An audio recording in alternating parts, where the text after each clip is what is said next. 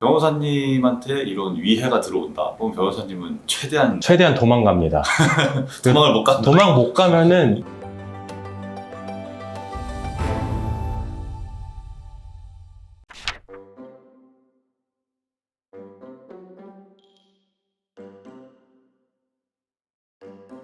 요새 세상이 참 흉흉하잖아요. 지나가는 사람 머리를 후려차질 않나, 네. 칼부림을 하질 않나, 계속 그렇죠. 이상한 뉴스가 나오는데 네. 근데 우리나라에 대한 어떤 인식이 네.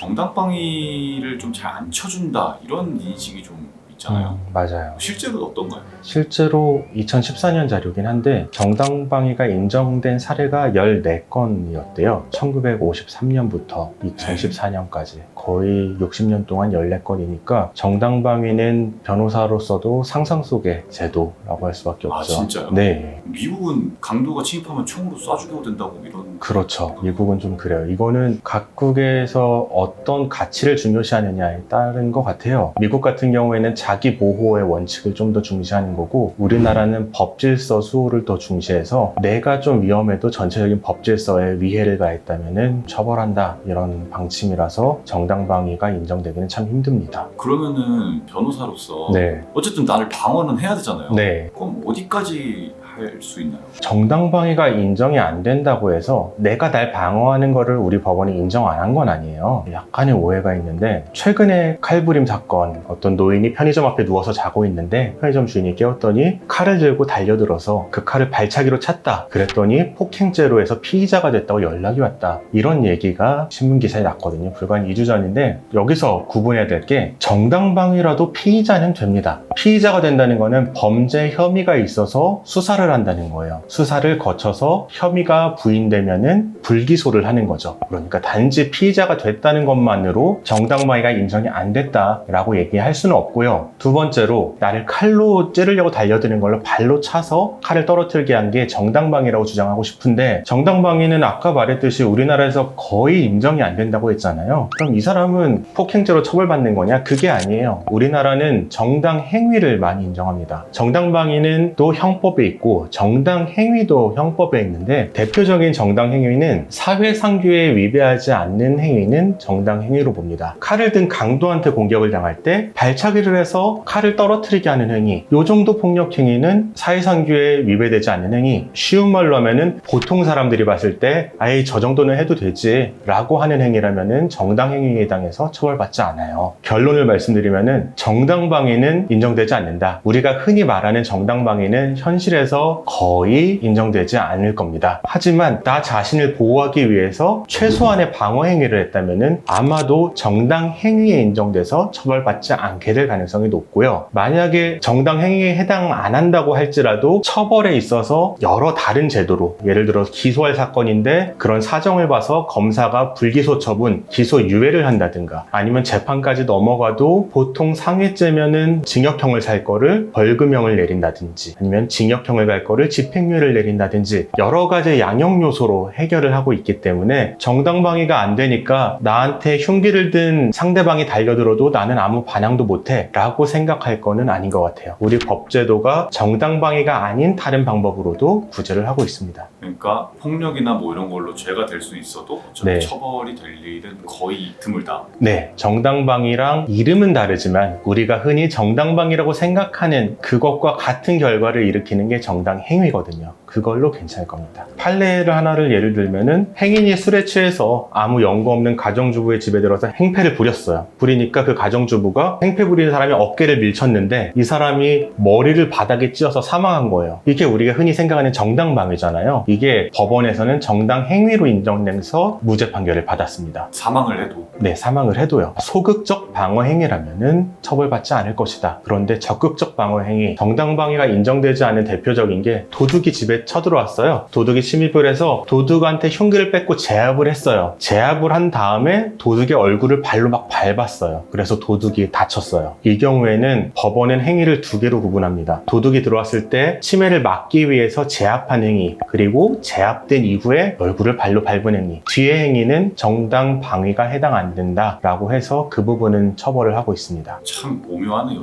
오묘하죠. 일단은 이런 일 발생하면 본인을 지키세요. 본인 지키시는 게 최우선 우선인 것 같아요. 그러니까 변호사님이 법을 잘 아시니까 네. 변호사님한테 이런 위해가 들어온다. 그럼 변호사님은 최대한 도망갑니다.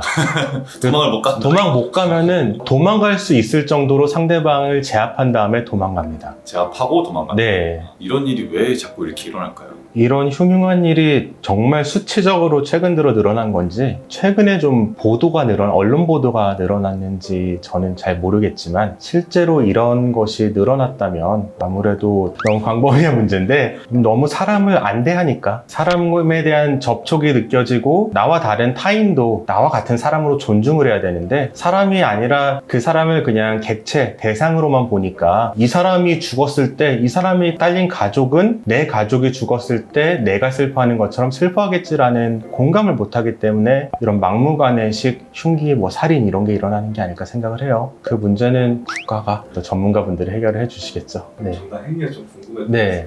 만약에 커플이 뭐 길을 가고 있어요. 네. 근데 만약에 여자친구가 네. 맞았어요. 옆에 있던 남자가 도와주는 경우는 그 경우에도 정당방위가 기본적으로 자기 또는 타인의 법익에 침해이기 때문에 다른 사람이 위해를 당해도 할 수가 있어요. 그리고 정당 행위도 마찬가지예요. 다른 사람에 대한 것도 할 수가 있습니다. 근데 문제가 되는 게 도와줬는데 그 사람이 어디 가는 거 이게 언론에 많이 나오잖아요. 피해자는 도망가서 없는 거죠. 이제 이 강도를 제압해서 강도한테 폭행을 했어요. 피해자는 무서우니까 그랬겠지만 도망갔고 이제 누가 증언해줄 사람이 없고 이러니까 곤란한 일을 당하는 게 좀 영화에도 나오고 많이 소재가 되는 것 같아요. 둘 다 제압을 해야겠네요. 도망가서 저기 숨어 계세요. 이렇게 얘기를 하겠죠. 근데 요새는 정당방위가 잘 인정이 안 됐던 게 정당방위 요건 자체가 좀 어려워요. 현재 부당한 침해로부터 자기 또는 타인의 법익을 방해하기 위한 행위에는 상당한 이유가 있는 경우에는 벌하지 아니한다는데 이 법적 요건을 검토하기 위해서는 꼼꼼하게 검토를 해야 됐는데 과거에는 나와 단둘이 누구가 있을 때 사건이 벌어지면은 나 진짜 위급한 상황에서 이렇게 방어를 했는데 그걸 증명해줄 증인도 없고 CCTV도 없고 증명할 길이 없잖아요. 그러니까 판사들이 이건 증명하기 어려우니까 좀 증명이 쉬운 정당 행위로 간 게 있다고 이제 논문에서 얘기를 합니다. 정당 행위는 그런 상황에서 그래 강도가 공격하는데 흉기 발로 차서 떨어뜨리는 정도는 보통 사람이면 납득이 되지 구체적인 상황이 없어도 가능하거든요. 근데 최근에는 이런 CCTV도 많고 주변에 사람들이 보면은 영상도 찍고 이러니까요. 정당 방위에 대해서도 좀 더 인정될 여지가 많이 열리지 않았나 라고 생각이 들어요. 정당 행위도 마찬가지고 주변에 다른 사람의 법익을 위해서 내가 도우려고 할 때도 야 너 나 잘 찍어 이러면서 예, 그렇게 하면서 도우면은 문제 없을 겁니다.